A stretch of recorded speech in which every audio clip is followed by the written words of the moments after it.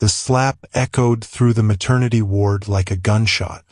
Sarah Connor's head snapped to the side, pain exploding across her cheek as she stumbled backward, her hands instinctively cradling her swollen belly.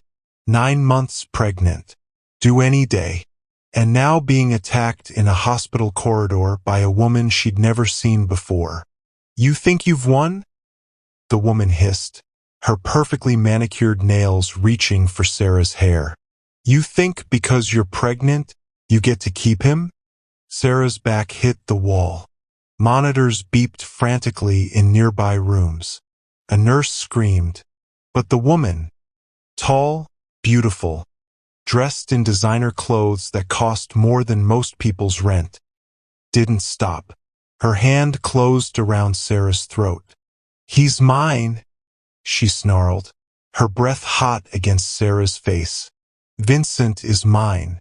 And once you and that bastard baby are gone." She never finished the sentence. A hand, strong, steady, absolutely merciless, grabbed the woman's wrist and twisted. Hard. The crack of bone was audible even over the chaos. The woman shrieked and stumbled back, cradling her broken wrist. "Touch my daughter-in-law again," a voice said, cold as winter and sharp as broken glass. "And I will destroy you so completely that people will forget you ever existed." Sarah looked up through tears and pain to see her father-in-law standing between her and her attacker. Apollo Stark, 72 years old, billionaire industrialist, one of the 10 richest men in America, and absolutely terrifying when someone threatened his family. The woman Lena, Sarah's shocked mind supplied, that's Lena Drago, Vincent's assistant, went pale. "Mr. Stark, I didn't know you were. Didn't know I was here?" Apollo's smile could have frozen fire. "Or didn't know that I've had you under surveillance for 6 months? That I know about every hotel room, every secret account, every lie you've told my son?" Lena's face drained of color. "Security is on their way," Apollo continued, his hand steady on Sarah's shoulder, keeping her upright. "The police are 3 minutes behind them. And by the time the sun sets tonight, you're going to wish you'd never heard the name Stark." Sarah felt a contraction hit. Sharp, sudden, too early. She gasped, doubling over, and Apollo's expression shifted from cold fury to instant concern. "Sarah? Talk to me." "The baby," Sarah managed. "Something's wrong." "The baby?" She looked down. Blood was spreading across her hospital gown, dark and terrifying. Apollo's roar for doctors shook the entire floor. Medical staff came running, and as Sarah was rushed toward the emergency operating room, as machines were wheeled into position and voices shouted medical terminology she didn't understand, she saw Lena Drago standing frozen in the hallway, watching the chaos she'd caused. Smiling, actually smiling. "This is better than I planned," Lena whispered, and Sarah's blood went cold even as her body burned with pain, because that smile said this wasn't an accident, wasn't jealousy or rage or a crime of passion. This was attempted murder. And Lena had just made a fatal miscalculation, because Apollo Stark didn't forgive. He didn't forget, and he sure as hell didn't let anyone hurt his family and walk away. "Hold on. Stop. Before we go 1 second further into this story, and trust me, you cannot miss what happens next because Apollo Stark is about to unleash something that will make headlines for months. I need to know, where in the world are you watching from? Drop your city and country in the comments right now. And listen, if you haven't subscribed to this channel yet, what are you waiting for? This story is about to go to places that will leave you speechless. The revenge Apollo plans? The secrets about to explode? The twist about who Lena really is? You need to be subscribed for this. Hit that button. Do it now. I'll wait, because what you think you know about this story, you're wrong, and it's about to get wild." Sarah's eyes fluttered open to bright surgical lights and the terrifying efficiency of an emergency C-section prep. Hands moved over her body. For lines, monitors, oxygen mask. Someone was talking to her, but the words sounded underwater. "Sarah, can you hear me?"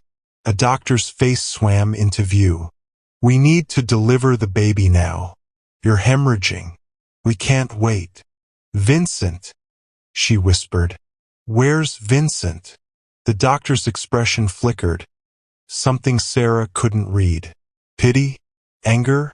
"Your husband is on his way," she said.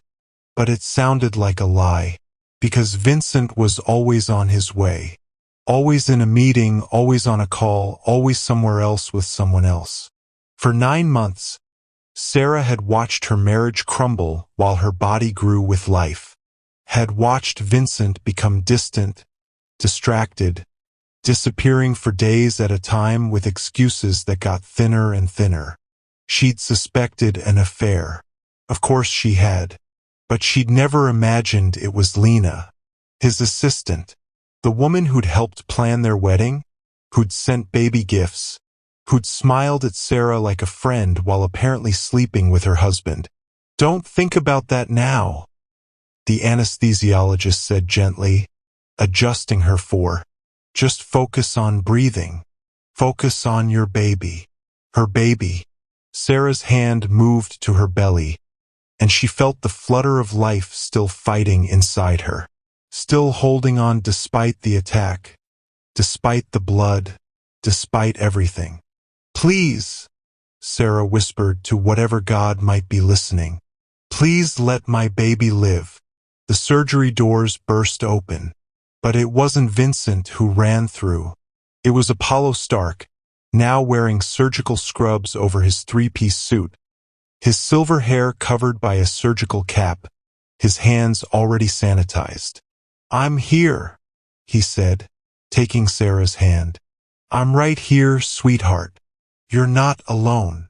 "You can't be in here," a nurse started. "I own this hospital," Apollo said flatly, "and I'm staying with my daughter-in-law. Anyone who has a problem with that can take it up with the board of directors, who also work for me." No one argued. Sarah felt tears streaming down her temples. "Apollo, I'm scared." "I know." His grip tightened. "But you're a Connor. You're strong. And you're going to get through this." His eyes hardened. "And then I'm going to make sure the woman who did this to you pays for every single second of your pain." "Where's Vincent?" Sarah asked again. Apollo's jaw clenched. "Your husband is currently in a conference room at Stark Industries headquarters, being shown very detailed evidence of his assistant's criminal activities, evidence that implicates him in ways that will require some very difficult decisions." Sarah's heart cracked. He knew? Vincent knew what she was planning. "We're not sure yet, but we're going to find out." Apollo's voice dropped. "And Sarah? Regardless of what my son has done, regardless of what choices he's made, you and this baby are family. You're my family, and I protect what's mine." The anesthesia began to pull Sarah under. Her last conscious thought was of Apollo's hand holding hers, steady and sure, and of Lena Drago's smile as Sarah bled. Someone was going to pay for that smile. Sarah just hoped she'd be alive to see it. The city of New York learned about the attack within an hour. Not from news reports, not from social media, from something far more powerful and infinitely more terrifying. Apollo Stark's personal network. Phone calls went out to every major CEO, every political figure, every person of influence in a 5-state radius. The message was simple, delivered in Apollo's assistant's crisp, professional tone. Mr. Stark requests that you sever all business relationships with Lena Drago, effective immediately. Any company that continues to associate with Ms. Drago will find their contracts with Stark Industries under immediate review. Mr. Stark thanks you for your cooperation. By the time Sarah was in recovery, Lena Drago had lost her apartment lease, her credit cards, her gym membership, and her reservation at her favorite restaurant. By the time the baby, a girl 6 pounds, 2 ounces, fighting and furious and alive, was placed in the NICU, Lena had lost her job, her professional reputation, and her access to every exclusive venue in Manhattan. And by the time Sarah woke up, groggy and sore but alive, Lena Drago's entire life had been systematically dismantled. But Apollo Stark was just getting started. Because the attack on Sarah wasn't random jealousy. It was attempted murder, and Apollo had receipts. Security footage showed Lena entering the hospital with clear intent, bypassing visitor protocols using Vincent's executive access.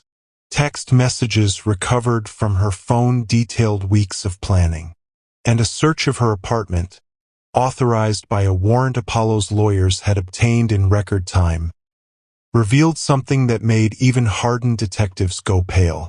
A folder labeled Sarah.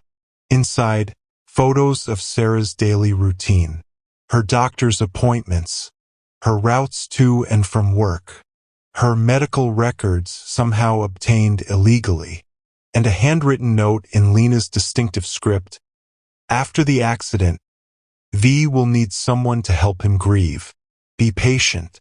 Be present. Be perfect. After the accident. Not if. After. This wasn't a crime of passion. This was premeditated attempted murder of a pregnant woman. And Lena Drago had left a paper trail that a first-year law student could follow. Apollo stood in the hospital nursery, watching his granddaughter sleep in her incubator, and made a phone call. Detective Morrison? This is Apollo Stark. I'm sending over evidence in an attempted murder case. The perpetrator is currently at Manhattan Mercy Hospital, 4th floor, likely trying to flee. I'd appreciate it if you could collect her before she makes it to the elevator. He hung up, looked at his granddaughter. Sarah had named her Hope, and God wasn't that perfect, and smiled. Your mother is a fighter, he told the sleeping infant. And your grandfather is about to teach the world a very important lesson. He pulled out his phone and sent one more message. This one to his son. Vincent, your wife and daughter are alive. No thanks to your choices. We need to talk. My office. 1 hour. Don't be late. The response came immediately. Dad, I can explain. Apollo didn't read the rest. He didn't need to, because in 1 hour, Vincent Corleone was going to sit across from his father and account for every decision that had led to this moment. And depending on those answers, Vincent might discover that being a Stark came with protections. But it also came with consequences. Your predictions. Do you think Vincent was involved in the attack?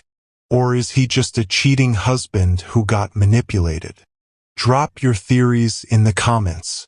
And if you're hooked on this story, if you need to know what Apollo does next and whether Sarah forgives Vincent, smash that subscribe button because what happens next will trill your mind.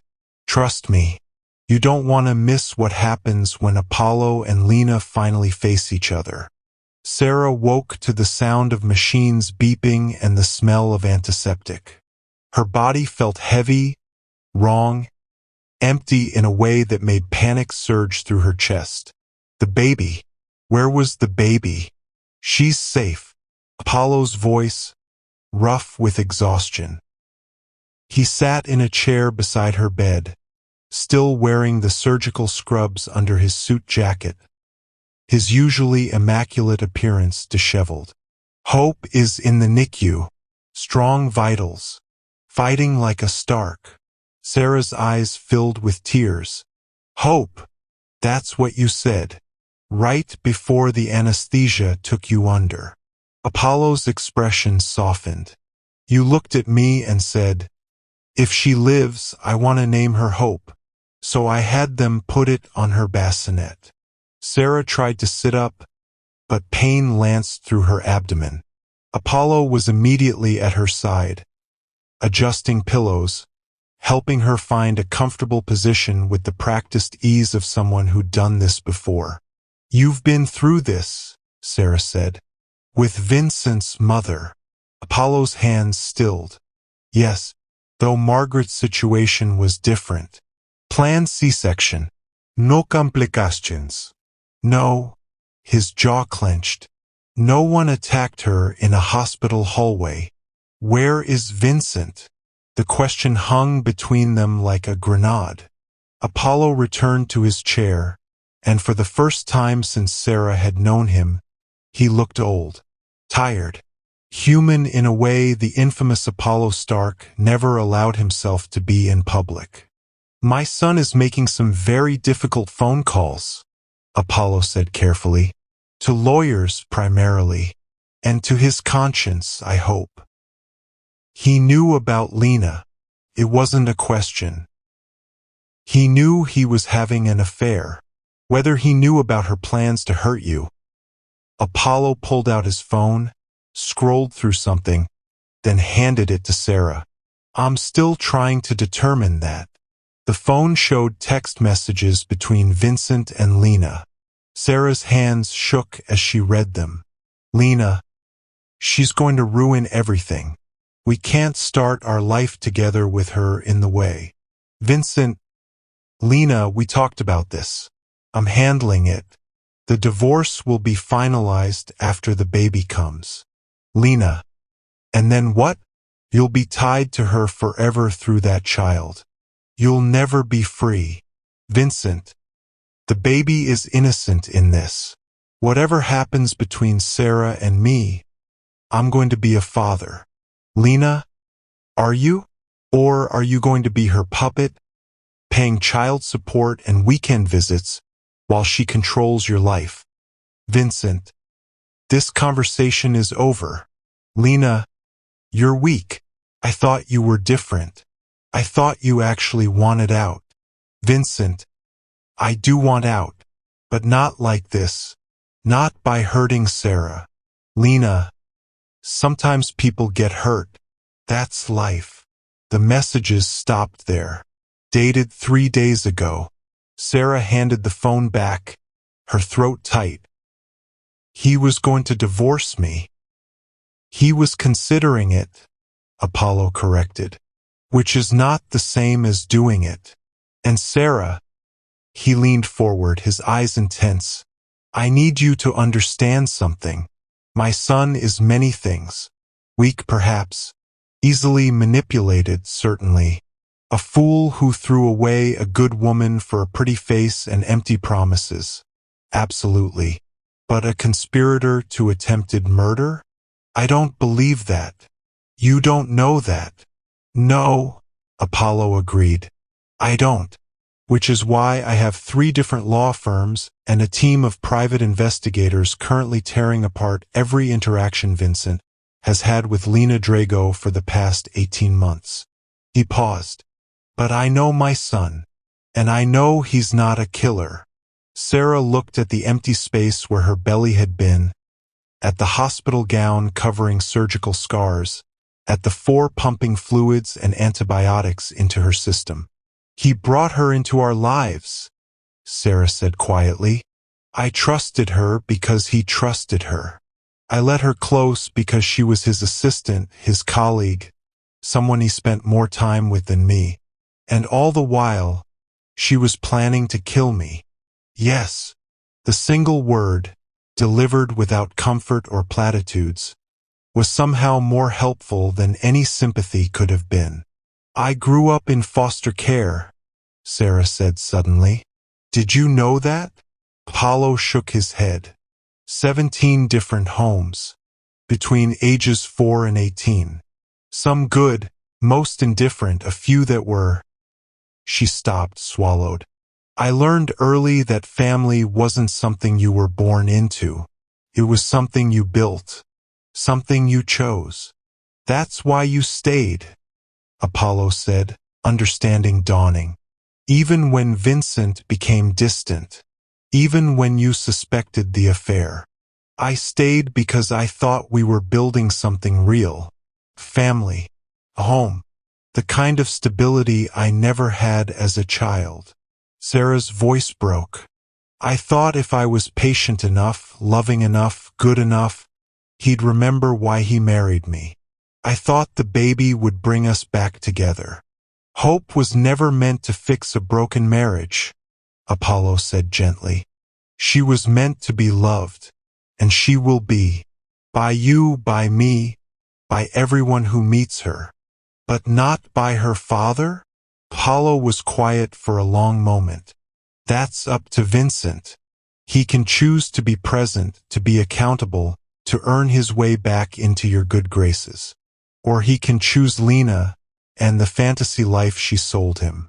But Sarah, his voice hardened. Regardless of what my son chooses, you and Hope will be protected, provided for, your family. That doesn't change based on Vincent's decisions. Sarah felt tears streaming down her face. Why are you being so kind to me? I'm just the daughter-in-law. The woman your son doesn't want anymore. You're the woman who my son was blessed to marry and too stupid to appreciate, Apollo corrected. You're the mother of my granddaughter. And you're someone who, in the 2 years I've known you, has shown more grace, intelligence, and strength than most people demonstrate in a lifetime. He stood, moved to the window overlooking the city. Manhattan glittered below them, oblivious to the small dramas playing out in hospital rooms. My wife died when Vincent was 12, Apollo said. Cancer. Brutal, fast, merciless. And I made a promise at her funeral that I would protect our son from pain, from struggle, from anything that might hurt him. He turned back to Sarah. I realize now that was a mistake. I raised a boy who never learned consequences, who never had to fight for anything, who thought the world would always bend to accommodate him. You can't blame yourself for Vincent's choices. Can't I? Apollo's smile was bitter. I gave him everything, including the belief that people are replaceable, that if something becomes difficult, you just move on to the easier option. He looked at Sarah. You were never difficult, Sarah. You were just real. And my son has been living in fantasy for so long that he forgot the difference. A knock at the door interrupted them. A nurse entered, followed by a doctor Sarah recognized from the surgery. Mrs. Corleone, Dr. Rivera said warmly. How are you feeling? Alive, Sarah said. Thanks to you. Thanks to your father-in-law, actually. Dr. Rivera glanced at Apollo. He funded the new emergency obstetrics wing 2 years ago. The equipment that saved you and your daughter exists because he wrote a check after his colleague lost his wife to childbirth complications. Sarah looked at Apollo with new understanding. You've been preparing for this. Not this specifically, Apollo said, but I've learned that the best way to honor loss is to prevent it from happening to others. He moved toward the door. I'll let you talk with your doctor. I need to make some calls. Apollo? Sarah called. He paused. Thank you for being here. Her voice broke. For being the family Vincent forgot how to be. Something shifted in Apollo's expression. Softened. You're welcome, daughter. Now rest. You're going to need your strength. For what? Apollo's smile turned sharp. For what comes next? Because Lena Drago is currently being arrested in this hospital. The press is gathering outside. And by tomorrow morning, the entire city is going to know what she did to you. And Vincent, Vincent, Apollo said quietly, is going to have to decide which side of this war he's on. His wife and child, or the woman who tried to murder them. He left before Sarah could respond. Dr. Rivera began her examination, explaining the surgery, the recovery timeline, when Sarah could see hope. But Sarah's mind was elsewhere, on a husband who'd chosen an affair over his family, on a mistress who'd chosen murder over rejection, and on a billionaire father-in-law who'd just declared war on behalf of a daughter-in-law most men would have abandoned. Sarah Connor had spent her whole life being unwanted, passed from home to home, never quite belonging anywhere. But lying in that hospital bed, recovering from an attack that should have killed her, she realized something. Apollo Stark had just chosen her.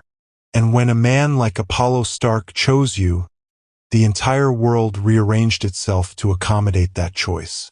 Lena Drago was about to learn that lesson the hard way. Lena Drago was arrested in the hospital cafeteria, 3 floors down from where Sarah lay recovering. She'd been drinking coffee, scrolling through her phone, completely calm, like she hadn't just attempted to murder a pregnant woman. Like this was just another Tuesday. Detective Maria Morrison approached with 2 uniformed officers, her badge visible, her expression professionally neutral. Lena Drago? Lena looked up, and for just a moment, her mask slipped. Fear flickered across her features before the smile returned. Confident, almost amused. That's me. Can I help you with something? You're under arrest for attempted murder, assault, and criminal harassment. Morrison pulled out handcuffs. You have the right to remain silent. This is absurd. Lena stood, her voice carrying across the cafeteria. Other visitors and staff turned to watch. I haven't murdered anyone. Sarah Connor fell. It was an accident. I tried to help her. We have security footage showing you striking Mrs. Corleone, Morrison said flatly. We have text messages detailing premeditation. And we have a witness, Apollo Stark, who watched you assault a pregnant woman in a hospital corridor. Lena's eyes narrowed. Apollo Stark is protecting his son's interests. Of course he'd lie. Vincent and I are in love. Sarah was in the way. She probably hurt herself for attention. The slap came from nowhere. A woman in her 60s, dressed in a nurse's uniform, her face twisted with fury, had crossed the cafeteria and struck Lena hard enough to snap her head sideways. My daughter almost died because of you, the woman hissed. My granddaughter was born 2 months early because of you. You don't get to stand here and call her a liar. Sarah's mother. No, Sarah had been in foster care. She didn't have a mother. The woman saw Lena's confusion and smiled, sharp and bitter. I'm Margaret Kelly. I gave Sarah up for adoption 28 years ago because I was 16 and terrified and alone. And I've spent every day since trying to find her, trying to be worthy of her, trying to earn the right to be in her life. Her voice broke. 3 months ago, she found me. 3 months ago, I got my daughter back. And you tried to take her from me again. Lena stared at Margaret, then started laughing. Actually laughing. Oh, this is perfect, Lena said. The abandoned daughter and the guilty mother reuniting just in time for the tragedy. It's like a bad movie. She looked at Detective Morrison. You want to arrest someone? Arrest her. She assaulted me. You all saw it. I saw a mother defending her child, Morrison said coldly, snapping the handcuffs onto Lena's wrists. Now you can walk out of here quietly, or my officers can drag you. Your choice. Lena's smile vanished. You have no idea who you're dealing with. When my lawyer gets here. Your lawyer? A new voice, smooth and expensive. A man in a perfectly tailored suit walked into the cafeteria, holding a briefcase. Ms. Drago, I'm James Whitmore from Whitmore and Associates. I've been retained to inform you that our firm will not be representing you. In fact, every major defense attorney in New York has been contacted and advised that taking your case would constitute a conflict of interest with Stark Industries. Lena's face went white. That's illegal. You can't. We absolutely can, Whitmore said pleasantly. You'll be appointed a public defender, of course. Excellent people, public defenders. Overworked, underpaid, but passionate about justice. He paused. Though I doubt even passion will help you with the evidence against you. Apollo Stark did this, Lena said. This is him. He's manipulating everything. Mr. Stark is simply exercising his legal rights, Whitmore said, as are the 17 law firms who've declined to represent you. As is every bail bondsman who's been advised that posting your bail would be financially inadvisable. Lena lunged forward, handcuffs rattling. I want to see Vincent. Vincent will fix this. He loves me. The cafeteria doors opened. Vincent Corleone walked in, and every eye turned to him. At 34, Vincent had his father's height and his mother's delicate features. Handsome in an almost fragile way, like a Renaissance painting of a doomed prince. His suit was rumpled, his tie loosened, his eyes red-rimmed from crying or stress or both. He looked at Lena like he'd never seen her before. Vincent! Lena's voice broke with relief. Thank God. Tell them this is all a misunderstanding. Tell them about us, about our plans. What plans? Vincent's voice was hollow. Lena froze. What plans did we have, Lena? Vincent moved closer, and Sarah's mother stepped protectively in front of her. But Vincent's attention was locked on Lena, because I just spent the last 3 hours reviewing every text message, every email, every conversation we've had for 18 months. And I'm trying to understand when having an affair became murdering my wife. I did it for us, Lena said desperately. She was in the way. You said you wanted out. I said I was unhappy, Vincent shouted, and the entire cafeteria went silent. I said I felt trapped and scared about becoming a father. I said things were complicated with Sarah. His voice broke. I never said to hurt her. I never said to touch her. I never said anything that should have made you think attempted murder was an acceptable solution. You were weak, Lena spat. You wanted her gone, but you didn't have the spine to do it yourself. So I did. I handled it. I fixed the problem. You tried to kill my wife and child. Vincent's scream echoed off the walls. How is that fixing anything? How is that? He stopped, breathing hard, tears streaming down his face. Who are you? I thought I knew you. I thought we... He laughed, broken and bitter. God, I'm an idiot. Vincent, please. Lena's confidence was cracking. I love you.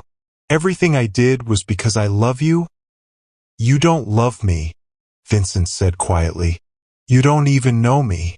If you did, you'd know that I'd never forgive this. Never. He turned to Detective Morrison. I'll testify, whatever you need. Every conversation, every text, every moment that might help you build a case against her. He looked at Lena one last time. I hope you rot in prison for what you did. Then he walked out, leaving Lena screaming his name. Morrison hauled Lena toward the exit, but before they reached the doors, Lena twisted around, her eyes finding the security camera in the corner of the cafeteria. You think this is over? She called out, her voice carrying. You think Apollo Stark wins just because he's rich? I have insurance. I have information that will destroy him. Destroy all of you. What information? Morrison asked. Lena smiled, and it was the smile of someone with nothing left to lose. Ask Apollo about the Reynolds merger. Ask him what he did to acquire Reynolds Tech 15 years ago. Ask him about the bodies buried in that deal. She was dragged out, still shouting, but the words lingered. Margaret Kelly turned to the lawyer. What is she talking about? What's the Reynolds merger? Whitmore's expression was carefully blank. I have no idea. The ramblings of a desperate woman. I'm sure. But his eyes said otherwise. Upstairs, in Sarah's hospital room, Apollo Stark stood at the window, his phone pressed to his ear, his face carved from stone. I don't care what you have to do, he said quietly. Find out what Lena Drago knows about Reynolds. Find out who she's been talking to, and find out how much damage control we're going to need. He hung up and turned to find Sarah awake, watching him. The Reynolds merger? She asked. Apollo was quiet for a long moment. Is not something you need to worry about. If it affects this family, I need to worry about it. Sarah struggled to sit up. Apollo, what did you do 15 years ago? Apollo moved to her bedside, and for the first time since she'd known him, he looked uncertain, vulnerable. I did what I had to do to protect my company, he said finally. To protect Vincent's inheritance. To ensure our family's future. At what cost? At a cost I've been paying for 15 years, Apollo said. And a cost that Lena Drago has apparently discovered. Before Sarah could respond, the door burst open. Vincent stood there, pale and shaking, holding his phone. Dad, we have a problem. He turned the phone screen toward them. It showed a news headline, already viral, already spreading across every media platform in the city. Billionaire's daughter-in-law attacked by Mistress. But sources say Apollo Stark's past may be darker than his revenge below it. A photo of Apollo from 15 years ago, standing outside a courthouse. And beside him, a man Sarah didn't recognize. Who is that? Sarah asked. Vincent and Apollo exchanged looks. That's Jonathan Reynolds, Vincent said quietly. He used to own Reynolds Tech. Before my father acquired it. Where is he now? Silence. Vincent, Sarah said. Where is Jonathan Reynolds now? Dead, Vincent whispered. He died 2 weeks after that photo was taken. Suicide, according to the official report. Sarah looked at Apollo, at the man who'd protected her, who'd declared war on Lena Drago, who'd been so righteously angry on her behalf. Tell me you didn't kill him, Sarah said. Apollo met her eyes. I didn't kill him, but I destroyed his company, his reputation, and his will to live, Apollo said flatly. And Lena Drago has apparently found evidence that the suicide wasn't as voluntary as the reports claimed. The room spun. Sarah had been attacked, had nearly died, had given birth in an emergency surgery. And now she was learning that her protector, her champion, might be guilty of the same kind of ruthlessness that had nearly killed her. This changes everything, Sarah said. No, Apollo said firmly. This changes nothing. What Lena did to you was attempted murder. What I did to Reynolds was business. The two are not comparable. Aren't they? Sarah looked at him. You ruined a man so completely that he killed himself. How is that different from Lena trying to ruin me? Because Reynolds was a criminal, Apollo said. He was stealing from his investors, cooking his books, destroying lives for profit. I exposed him. I brought him to justice. If he chose to end his life rather than face the consequences, did he choose? Vincent asked quietly. Or was he helped along? Apollo's silence was answer enough. Sarah felt the foundations of everything she'd believed shifting. The good father-in-law versus the evil mistress. The simple narrative of victim and villain. But nothing was ever that simple. Lena's lawyer is going to use this, Sarah said. She's going to paint you as a monster, and me as... She stopped. As someone just as manipulative as her. Someone who seduced your son to get access to your money. That's ridiculous, Vincent said. Is it? Sarah laughed bitterly. I'm a foster kid who married into a billionaire family. Lena's lawyer will make me look like a gold digger. And with Apollo's past exposed, with questions about Reynolds' death, the narrative shifts. Suddenly I'm not the victim. I'm the competition. And Lena was just fighting for what she wanted. No jury will believe that, Apollo said. Won't they? Sarah looked at both men. The public loves a good redemption story. Poor Lena driven mad by love. Rich Sarah, protected by her powerful father-in-law who has a history of destroying people who get in his way. Her phone buzzed. A text from Margaret. Turn on the news. It's starting. Sarah grabbed the TV remote. Every major news channel was running the same story. Lena's arrest. Sarah's attack. And Apollo Stark's dark past. But it was the headline on one channel that made Sarah's blood run cold. Victim or villain? Questions arise about Sarah Corleone's role in love triangle that ended in violence. They were already doing it. Already shifting the narrative. And Sarah realized with horrible clarity that Lena's real revenge wasn't the attack. It was what came after. The trial. The media circus. The public destruction of everyone involved. Lena. Drago was going to burn. But she was going to take them all down with her. By morning, the story had exploded. Sarah woke to find protesters outside the hospital. Not many, maybe 20 people, but enough that security had to be called. They held signs, "Rich women get away with everything," and "Justice for Lena." And, most disturbingly, what really happened in that hallway? "They think I attacked her," Sarah said, staring at the news coverage on her phone. "They actually think I'm the aggressor." Margaret sat beside her bed, having refused to leave all night. "The internet is full of conspiracy theorists. Honey, don't read the comments." But Sarah couldn't stop. Twitter was a nightmare. Reddit threads dissecting every detail. TikTok videos analyzing body language from the security footage that had somehow leaked. Footage that showed Lena striking Sarah, yes, but edited to start just after the first blow, making it look like Sarah had provoked her. Billionaire wife baits mistress into attack to gain sympathy. Read one headline. Apollo Stark's daughter-in-law, victim or master manipulator? Read another. And the worst? Foster kid who married rich now playing victim.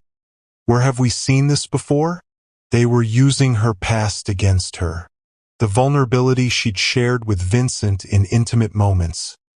The story of her childhood that was supposed to be private was now public knowledge. Someone had leaked it. Someone close enough to know details that only Vincent or Apollo should have known. "We have a mole," Sarah said. Margaret looked up from her coffee. "What?" "Someone in the family is talking to the press. These details about my childhood. I never told anyone except Vincent and Apollo." Sarah scrolled through another article. "This one mentions that I was in a group home in Syracuse from ages 12 to 14. That I ran away twice. that I was almost placed in juvenile detention for. She stopped, her throat tight. For what? Margaret asked gently. For stealing food from a convenience store when I was 13. Sarah's voice was barely a whisper. I was hungry. The foster family I was with spent the food budget on themselves. I took a sandwich and some fruit. Got caught. Social services intervened before charges were filed. But it's in my records. Sealed records, Margaret said. Juvenile files that no journalist should have access to. Sarah looked at her mother, and it still felt strange to call her that. This woman who'd given her up and then spent decades trying to find her again. Unless someone paid a lot of money to unseal them. The door opened. Apollo entered, followed by two men Sarah didn't recognize. One was in his 50s, military-bearing, cold eyes. The other was younger, maybe 30, with the nervous energy of someone who dealt in information. Sarah, this is Marcus Wade, head of my security, Apollo said, gesturing to the older man. And Simon Chen, my chief information officer. We have a situation. I noticed, Sarah said dryly, gesturing to the TV. It's worse than the news coverage, Simon said, opening his laptop. Someone has been systematically leaking information to the press for 3 weeks. Private emails, sealed documents, confidential medical records, yours and Hope's. Sarah's blood ran cold. Hope's medical records? She's 2 days old. What could they possibly? They're building a narrative that you used the pregnancy to trap Vincent, Marcus said bluntly. They're suggesting Hope might not be his biological child. That you faked the attack to force Vincent back to your side. That's insane, Margaret said. There's video evidence. Video that can be contextualized, Simon interrupted. Lena's legal team is claiming she confronted you about the affair Vincent was having with her. That you became violent. That she defended herself, and you fell. And now you're using your father-in-law's money and power to paint her as the villain. Sarah laughed, but it sounded broken even to her own ears. I was 9 months pregnant. She broke her wrist on Apollo's grip. How is any of that consistent with me being the aggressor? Facts don't matter. When the story is compelling enough, Apollo said grimly. And the story they're selling, poor Lena, in love with a man trapped in a loveless marriage to a manipulative woman, is very compelling to a certain demographic. Who's leaking the information? Sarah asked. Who has access to all of this? Marcus and Apollo exchanged glances. We think it's someone on the household staff, Marcus said. Someone with access to your personal spaces, your computers, your phones. No, Sarah said immediately. Our staff has been with us for years. I trust them. Did you trust Lena? Apollo asked quietly. The words hit like a physical blow. Because Sarah had trusted Lena, had welcomed her into their home, shared meals with her, confided in her about the struggles of her marriage. And Lena had been planning her murder the entire time. We're conducting interviews, Marcus continued. But it's delicate. If we accuse the wrong person, we could have a lawsuit. If we don't find the leak, this continues. Sarah's phone buzzed. A text from an unknown number. You can stop this. Drop the charges against Lena, and the leaks stop. Keep pushing, and everyone learns the truth about who you really are. She showed it to Apollo, watched his face darken with rage. Trace it, he snapped at Simon. Already on it. Simon's fingers flew across his keyboard. Burner phone routed through multiple VPNs, but I can. He stopped. That's interesting. What? The text was sent from inside this hospital. 4th floor. Sarah's floor. Marcus was already moving, speaking into his radio. Security, I need eyes on all visitors to the 4th floor in the last 10 minutes. Look for anyone using a cell phone near room 407. But Sarah was thinking about something else. The text said, "The truth about who you really are." What truth? Everything about me is already public. Not everything, Margaret said quietly. Everyone turned to look at her. Margaret's hands were shaking. Sarah, there's something I never told you. Something about why I gave you up for adoption. Mom, this isn't the time. Your father wasn't some random boyfriend, Margaret said, the words rushing out like she'd been holding them back for years. He was my mother's husband, my stepfather. I was 16. He was 43. And when I got pregnant, her voice broke. My mother blamed me, said I seduced him, threw me out. The room went silent. You were a product of rape, Apollo said, not unkindly, just stating the fact. Statutory rape, yes, Margaret confirmed. I reported it after Sarah was born. He was arrested, convicted, served 8 years. But my family, she laughed bitterly. My family disowned me, said I destroyed our name. That's why I gave Sarah up. I was homeless, terrified, 16 years old with no support system. Sarah felt like the ground was tilting beneath her. Who was he? Who was my biological father? Margaret met her eyes. David Kelly. He died in prison 12 years ago, killed by another inmate who didn't appreciate child rapists. Kelly, Simon said, typing rapidly. David Kelly, convicted 1996, served at Attica, died 2012. He paused. And his brother is... Oh no. What? Apollo demanded. His brother is Judge Thomas Kelly, Southern District of New York. Simon looked up. The judge who's currently assigned to Lena Drago's case. The pieces fell into place with horrible clarity. He knows, Sarah said. Judge Kelly knows I'm his niece, the daughter of the brother who was convicted of rape because of my mother's testimony. And he's going to use that, Apollo said. He's going to make sure Lena walks. This isn't just about a mistress attacking a wife anymore. This is personal. This is revenge. Sarah's phone buzzed again. Another text. Now you understand. Your mother destroyed my family.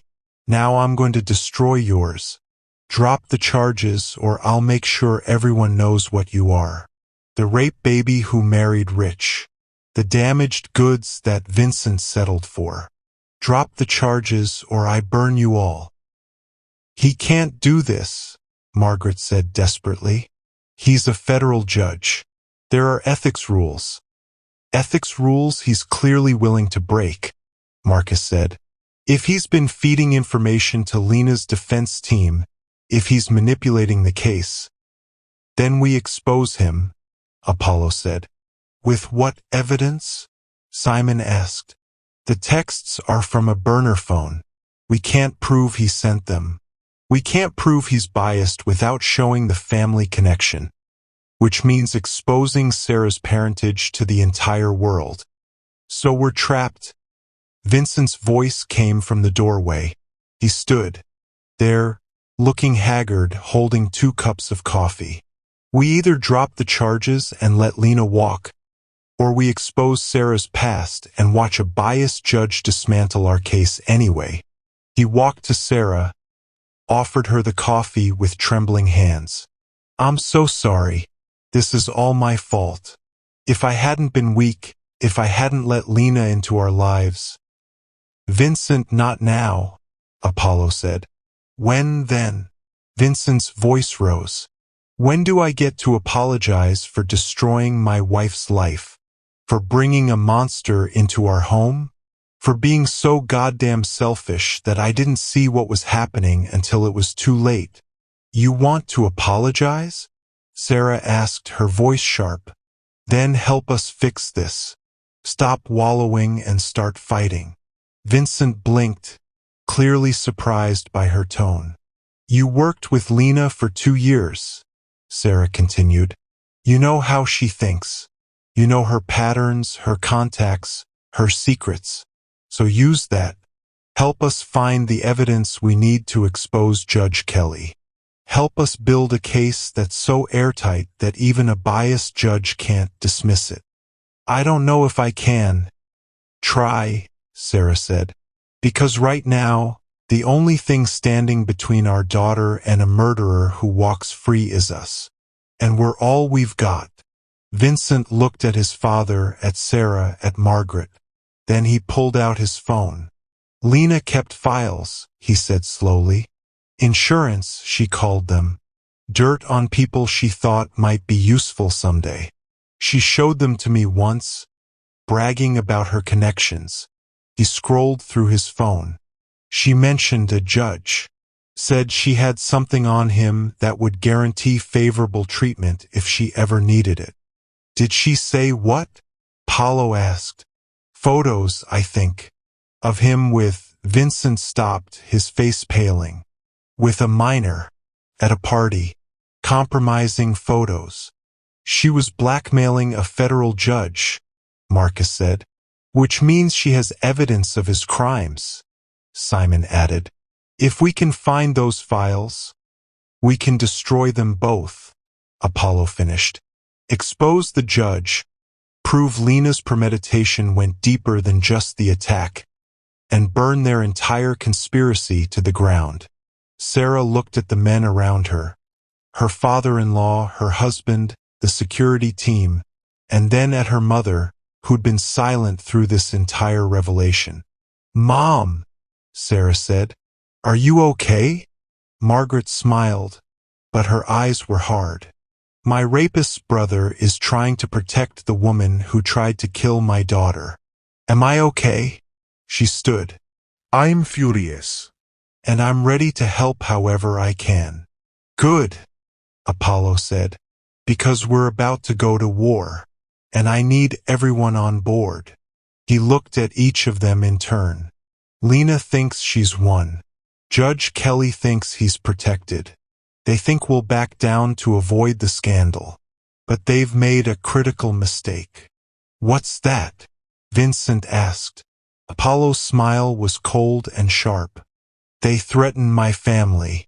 And when you threaten a Stark, we don't retreat. We annihilate. Sarah felt something shift inside her. The fear that had been choking her since the attack began to transform into something else. Something harder. Determination. Then let's annihilate them, Sarah said. And somewhere in a holding cell downtown, Lena Drago smiled, completely unaware that the trap she'd set was about to snap closed on her instead. The war had begun, and the Stark family played for keeps. Vincent found the files in Lena's apartment, the one he'd been paying for, the one he thought was their secret sanctuary. The police had already searched it once, but Vincent knew where she really hid things. Behind a false panel in the bathroom, sealed in waterproof containers, were 3 external hard drives. Simon Chun cracked the encryption in 40 minutes. What they found made everyone in Apollo's office go silent. This can't be right, Simon said, his face pale as he stared at his screen. What is it? Apollo demanded. Simon turned the laptop around. The screen showed a birth certificate. Lena Marie Drago, born Lena Marie Reynolds. Father, Jonathan Reynolds. Mother, Patricia Drago. Reynolds, Sarah whispered. As in the man my father destroyed 15 years ago. Vincent finished, his voice hollow. But there was more. Emails going back 3 years. Plans. Strategies. Every step carefully documented. Get hired at Stark Industries. Gain Vincent's trust. Seduce him. Get pregnant. Destroy the family from the inside. She was never in love with you, Apollo said to Vincent. This was always about revenge. The pregnancy, Sarah said. Is it even real? Simon clicked through medical files. Real pregnancy. Real paternity test showing Vincent as the father. But look at the dates. He highlighted a timeline. She got pregnant exactly 1 month after confirming Vincent had no prenuptial agreement with you. After confirming that a child would guarantee financial ties to the family forever. She wanted to replace me, Sarah said. Not just steal my husband. Actually replace me. As Vincent's wife. As the mother of a Stark heir. Vincent was staring at a photo on the screen. Young Lena, maybe 16, standing beside her father. Jonathan Reynolds smiled at the camera, his arm around his daughter. The caption read, Daddy's little girl. I'll make them pay for what they did to you. I promise. She's been planning this since she was a teenager, Marcus said. And we invited her into our home, Vincent said. Apollo's phone rang. He answered, listened, and his face went stone cold. Lena Drago just posted bail, he said. Judge Kelly overrode the prosecutor's objection. She's free. How is that possible? Margaret asked. Because, a new voice said from the doorway. I'm very good at what I do. Everyone turned. Lena Drago stood in the entrance to Apollo's office, smiling, flanked by 2 lawyers and Judge Thomas Kelly himself.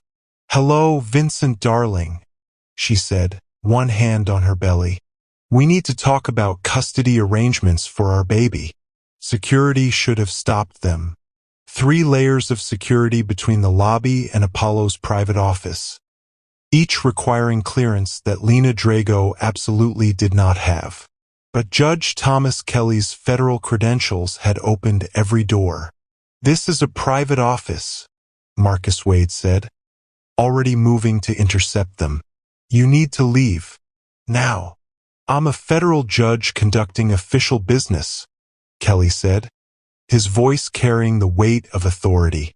Mr. Stark, I'm here to inform you that I've issued a restraining order on behalf of my client, Ms. Drago.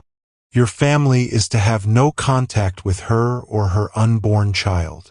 Her unborn child is my son's baby, Apollo said, his voice dangerously quiet. A fact currently under dispute, one of Lena's lawyers said, a sharp-eyed woman in her 40s.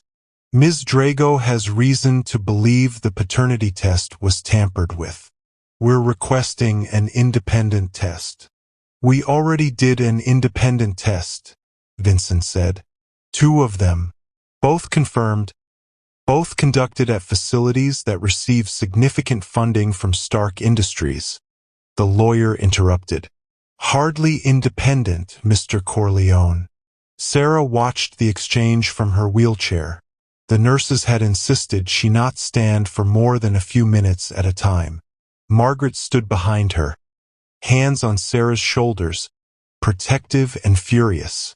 Lena's eyes found Sarah, and her smile widened. Sarah, she said warmly, like they were old friends meeting for lunch. You look terrible. The attack must have been so traumatic for you. The attack you committed, Sarah said. The attack that was clearly self-defense, Lena corrected. You confronted me in that hospital hallway. You threatened me, told me to stay away from Vincent. I tried to calm you down, and you became violent. That's a lie, Margaret said. The security footage shows a physical altercation between 2 women, Judge Kelly said. Context is everything, Ms. Kelly. Or should I say, Ms. Connor? I understand you've reverted to your maiden name since. He paused delicately. Since the revelation about your past relationship with my brother. Margaret's hands tightened on Sarah's shoulders. Your brother raped me, Margaret said, her voice shaking. I was 16 years old. My brother was convicted based on the testimony of a teenage girl with a history of behavioral issues, Kelly said coldly. A girl who, according to sealed family court records, had made similar accusations against 2 other men before him. That's a lie. Margaret's voice broke. I never... It's in the records, Kelly said. Sealed, yes, but as a federal judge, I have access to sealed documents when relevant to a case. And this is very relevant.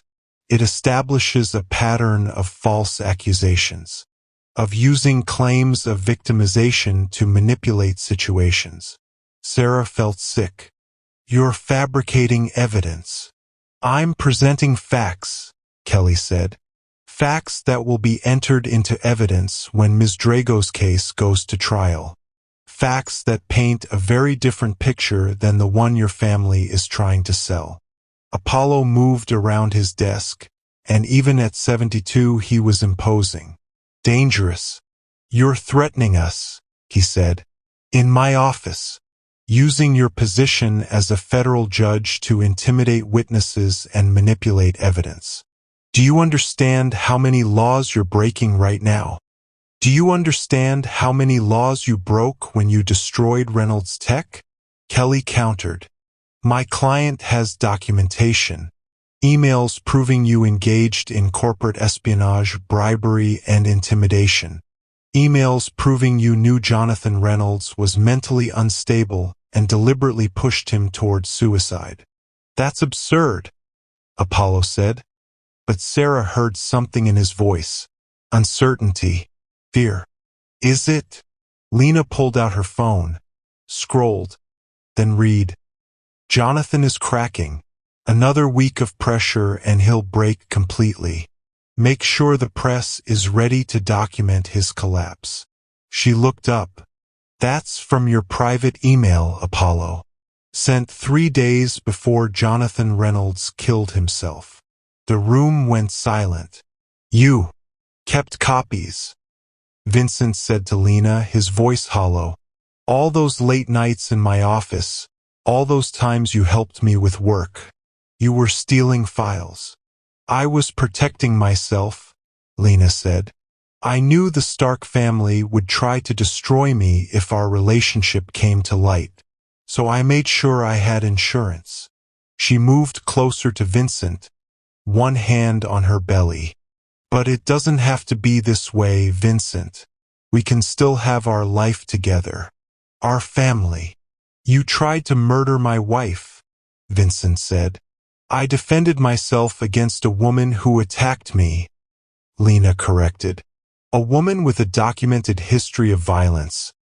Sarah was expelled from a group home at 14 for assaulting another resident. Did you know that? Sarah's face burned. I was defending myself from what? There's no police report. No charges filed. Just a troubled foster child with anger issues. Lena's voice was gentle, almost pitying. And now you're a troubled woman who married into money and will do anything to keep it, including framing me for a crime I didn't commit. The evidence, Apollo started, will be excluded, Judge Kelly said. The search warrant for Ms. Drago's apartment was obtained under false pretenses. The security footage from the hospital was improperly preserved. The medical records showing Mrs. Corleone's injuries were released without proper authorization. He smiled. I've already filed motions to suppress all of it. By the time this case goes to trial, you'll have nothing. You can't do this, Marcus said. You're not the trial judge. You can't suppress evidence in a case you're not presiding over. I'm presiding over the federal investigation into Stark Industries' corporate practices, Kelly said. An investigation that was opened this morning based on evidence Ms. Drago provided. And as part of that investigation, I have the authority to seal and suppress evidence that might be relevant to both cases. Apollo's phone buzzed. He looked at it, and Sarah watched the color drain from his face. "What is it?" she asked. "Federal agents are at Stark Industries headquarters," Apollo said quietly. "They're seizing files, computers, everything." "That's impossible," Simon said. "We'd have been notified." "You were notified," Kelly said, 15 minutes ago, by federal marshals who are currently securing your premises." He checked his watch. "By now, they've locked down your servers and begun imaging your drives. Every email, every document, every communication for the past 20 years. You're destroying my company," Apollo said. "I'm investigating potential crimes," Kelly corrected. "If your company is destroyed in the process, well," he shrugged. "That's what happens when you build an empire on corruption." Lena moved to stand beside the judge, and Sarah saw it clearly now. The partnership, the planning. This wasn't just about revenge on Apollo or stealing Vincent.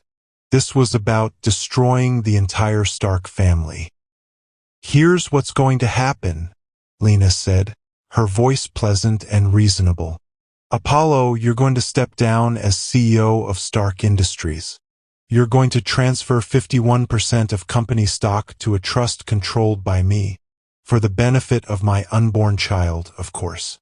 "Never," Apollo said. "Then the federal investigation continues," Kelly said.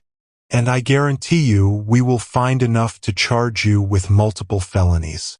Insider trading, bribery, conspiracy to commit fraud. You'll spend the rest of your life in prison. And Vincent," Lena continued, "you're going to divorce Sarah. Immediately. You're going to file papers claiming the marriage was obtained under false pretenses, that she hid her violent past, that she manipulated you into marriage." "No," Vincent said. "Then I'll file for full custody of our baby the moment she's born," Lena said. "And with Sarah's history of violence, with your family's legal troubles, with the evidence I have of an unstable home environment, I'll win. You'll be lucky to get supervised visitation." She turned to Sarah, and her smile was triumphant. "And you, Sarah, you're going to drop all charges against me. You're going to give a press conference admitting you attacked me first, that you lied about the assault, that you manipulated this entire situation." "Why would I do that?" Sarah asked. "Because if you don't, I'll make sure everyone knows about your mother's past, about the multiple rape accusations she made before my father, about her history of drug use and prostitution that landed her on the streets." "That's not true," Margaret said. "Isn't it?" Lena pulled out another document. Arrest record for Margaret Kelly, 1997. Prostitution and possession of controlled substances. Sentenced to 6 months. Served 3. Margaret's face went white. "I was trying to survive. I was homeless, 17 years old with no support." "You were a drug-addicted prostitute," Lena said bluntly. "And Sarah is the daughter of a rapist and a prostitute. The damaged product of damaged people." She looked at Sarah. "Do you really think you deserve Vincent? Do you think you deserve this family?" Sarah felt something breaking inside her. Every insecurity, every fear from her childhood rising up to drown her. Maybe Lena was right. Maybe Sarah was exactly what she said, damaged goods. A foster kid who'd gotten lucky and was now paying the price for reaching above her station. "Sarah, don't listen to her," Vincent said, moving to her side. "None of that matters, doesn't it?" Sarah looked up at her husband. "Your father is losing his company because of me. You're losing your child because of me. Everything is falling apart because I didn't just walk away when I should have." That's the spirit, Lena said encouragingly. Accept reality, Sarah. You don't belong here. You never did. Apollo's phone rang again. He answered, listened, and when he hung up, he looked older than Sarah had ever seen him. The board is calling an emergency meeting, he said quietly. They want me to step down. The federal investigation, the scandal, they think I'm a liability. So you'll resign, Kelly said. Transfer your shares. And this all goes away. And if I don't, then I'll arrest you right now for obstruction of justice, Kelly said. I have enough evidence to hold you for 48 hours. By the time you make bail, your company will be in receivership and your assets frozen. He pulled out handcuffs. So what's it going to be, Apollo? Your freedom and your company? Or your pride? Sarah watched her father-in-law, this man who'd protected her, who'd declared war on her behalf, who'd been her champion, consider surrender. Dad, don't, Vincent said. We can fight this. We can. With what? Apollo's voice was tired. She has evidence. Real evidence of things I actually did. Things I'm not proud of but can't deny. He looked at Sarah. I'm sorry. I thought I could protect you, but all I've done is make things worse. So you're giving up? Sarah asked. I'm being realistic, Apollo said. If I fight, we all lose everything. If I step down, at least Vincent and Hope have a chance. No, Sarah said, and the word came out stronger than she felt. No, you don't get to surrender. Not like this. Sarah? You told me the Stark family doesn't retreat, Sarah said, rising from her wheelchair despite the pain. You told me you annihilate threats. So why are you letting her win? Because she's already won, Apollo said, and the defeat in his voice was worse than any anger. Look at what she has. Evidence, a federal judge in her pocket, control of the narrative. What do we have? Nothing. We have the truth, Sarah said. Truth doesn't matter when the person controlling the courtroom decides what evidence is admissible, Marcus said quietly. I'm sorry, Sarah. But he's right. We've lost. Sarah looked around the room at the defeated faces. Her mother crying silently. Her husband broken by guilt. Her father-in-law brought low by his own past sins. The security team helpless against legal manipulation. And Lena Drago smiling like she'd won the lottery. Maybe she had. Maybe. Some battles couldn't be won. Sarah's phone buzzed. A text from the hospital. Hope's oxygen levels are dropping. Come immediately. Her baby. Her daughter. Struggling to breathe while Sarah stood here watching her family disintegrate. I need to go, Sarah said. My daughter. Of course, Lena said sympathetically. Go be with Hope, while you still can. The threat was clear. Soon, very soon, Lena would make sure Sarah had no rights to see her own child. Vincent helped Sarah back into the wheelchair. Margaret grabbed her purse. And as they headed toward the elevator, Sarah looked back one more time at Apollo Stark. He stood at his window, shoulders slumped, staring out at the city he'd helped build. Defeated, and Lena Drago watched them go victorious. The darkest hour had arrived, and Sarah couldn't see any way toward dawn. Hope was breathing on her own by the time they reached the NICU. False alarm, the nurse said. A monitor malfunction.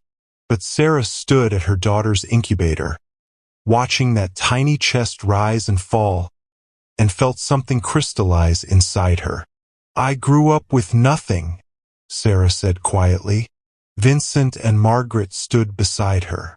No family, no power, no protection.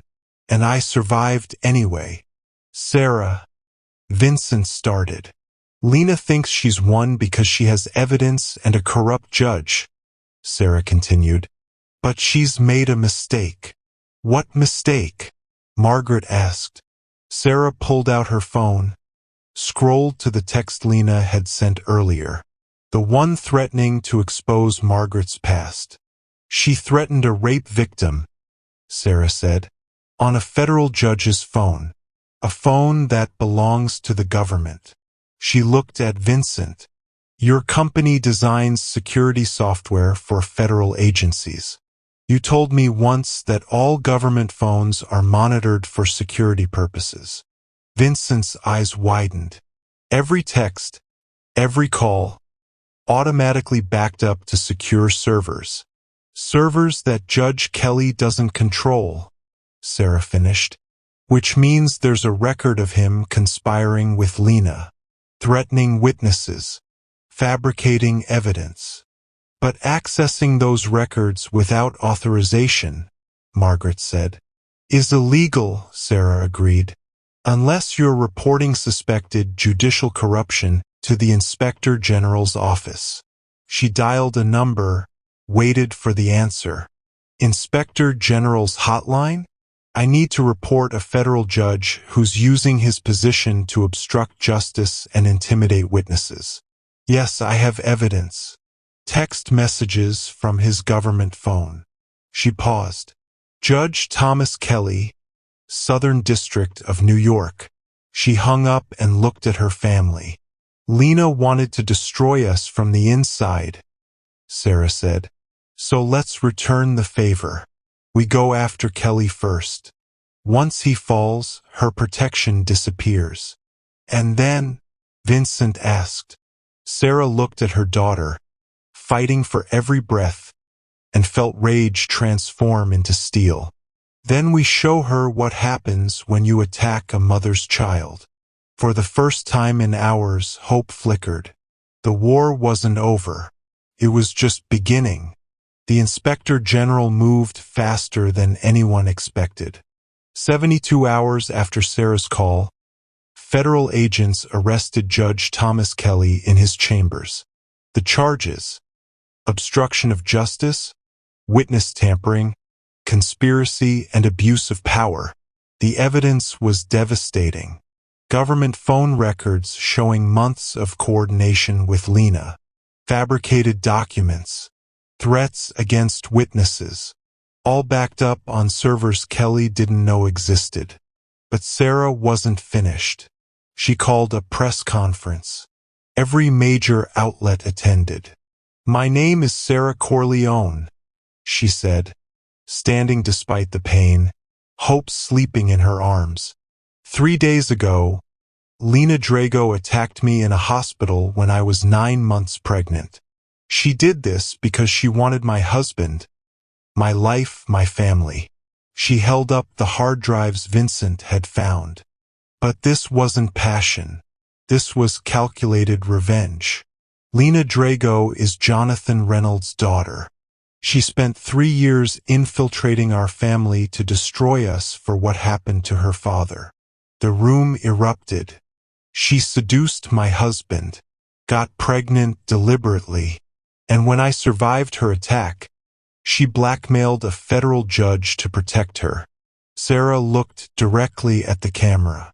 She thought wealth and corruption would win. But justice doesn't belong to the powerful. It belongs to the truth. Lena was arrested within the hour. Apollo's company was cleared. The city watched a billionaire's revenge unfold with ruthless precision. 6 months later, Sarah stood in the renovated community center bearing her mother's name, the Margaret Kelly Foundation for Survivors. Lena Drago had been sentenced to 15 years. Judge Kelly was disbarred and awaiting trial. Apollo's company had recovered, stronger than before, and Vincent stood beside Sarah, holding hope, healthy, thriving, perfect. I don't deserve your forgiveness, Vincent said quietly. No, Sarah agreed, but you're earning it, every day, with therapy, honesty, and actually being present. They weren't fully healed. Trust took time, but they were trying. Apollo approached carrying a donation check. 5 million for the foundation, from Stark Industries. You don't have to, Sarah started. You saved my company, my reputation, my son. Apollo's voice was thick with emotion. You fought when I was ready to surrender. This family owes you everything. We're family, Sarah corrected. We save each other. Margaret joined them, tears streaming. I'm so proud of you, baby girl. Sarah looked at her husband, her father-in-law, her mother, her daughter. The family she'd built from ashes and pain and unshakable determination. Damaged people can create beautiful things, Sarah said. We're proof of that. And somewhere Justice smiled. Thank you for watching. If this story touched your heart, drop a comment below and subscribe for more incredible stories of redemption and triumph. Where are you watching from today? Let us know.